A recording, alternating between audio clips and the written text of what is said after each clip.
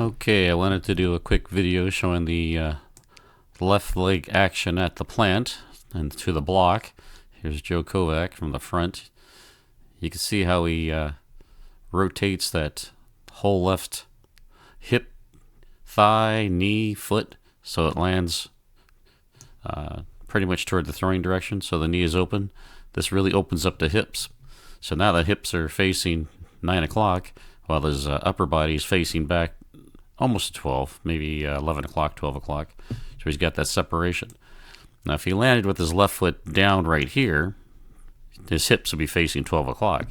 So in that short period from here to here, his hips open up all the way to 12 o'clock. From 12 all the way to 9 o'clock. That fast. Okay. Let's take a look at Tom Walsh. Okay. You see how that left knee rotates outward? Opens up his hips. Now his hips are facing the camera here at 9 o'clock. He doesn't quite get as much separation as most of the other throwers. They found out that he gets the most speed and most power from a little bit less separation. So you can see how his left hip is open. He's in his saddle or cowboy position here. Knees facing toward the throwing direction and foot. Not all the way to 6, but maybe between 6:30, 7 o'clock over here, rather than facing toward the camera at 9 or even back toward 12. Okay, let's take a look at the next person. Here we have Valerie Allman. You'll see again the hips, see they're closed here at 12 o'clock. And then as that left leg rotates out, the knee rotates out, the foot rotates out, the hips open up now toward the camera. And her chest is out here to 12, hips to 3. So she's got 90 degrees of separation there. The foot facing right down the throwing direction. Okay. Here you'll be able to see it from a top view. Okay. See, some people are landing with their foot in this position, so the hips will be closed at 12. So you won't get the hip shoulder separation. So as the left foot comes down, there it is. You can see it planted right toward 6 o'clock. Okay, hips are facing 9, a little bit back. You'll see the shoulder should be back about 12, right about here. Hard to see when the left toe actually lands, but I would guess it's right about here. Yeah, it's right here, that frame. So the shoulders are facing about 11 o'clock, and the hips are facing right at 9. Okay. Should be one more view here from the other side. You'll watch this knee rotate out. It rotates at the hip. Okay. So that left knee is going to rotate outward right into the block, opening the hips up to 9 o'clock, straight that way. From 12 to 9, with a back, shoulders try to stay back as long as possible to 12. Okay, here again, Joe Kovacs. There's the saddle position. Shoulders are way back here. Good separation to 12 o'clock. Hips facing the camera. Only because the hips are only facing the camera because he's turning that left knee out and that left foot. Okay, almost in a squat position right here.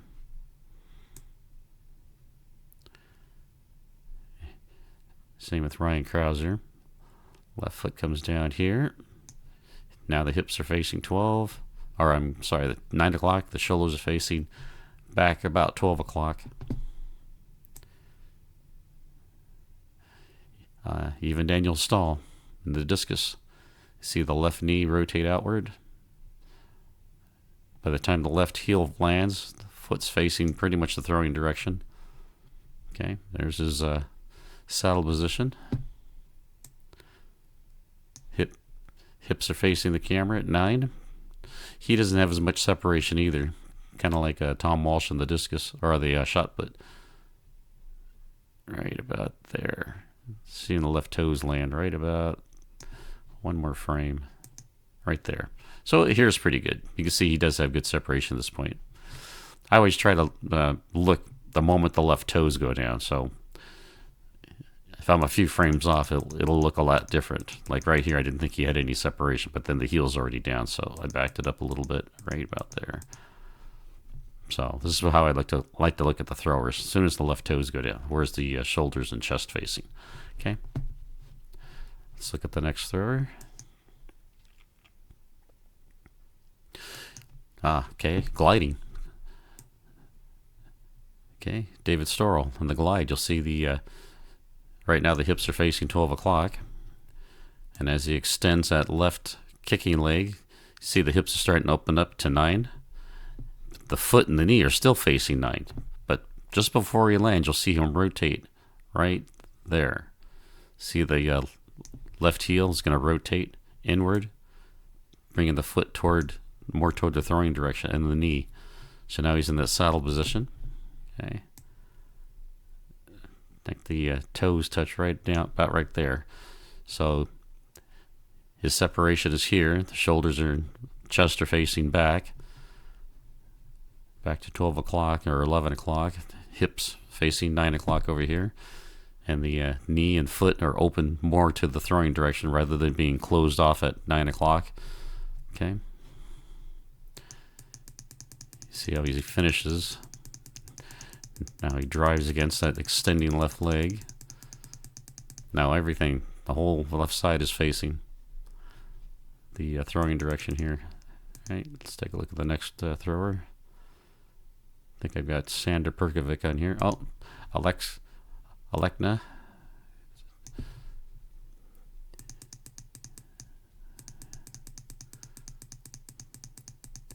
Okay, you'll be able to see that from this point. Now the foot is at 6 o'clock. You'll see that and the knees at 12. You start to watch that knee rotate.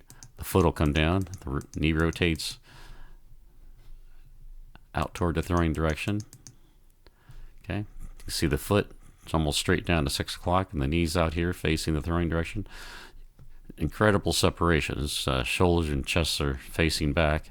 His foot's already down. The heel's already down here on the left, so he's actually right about here.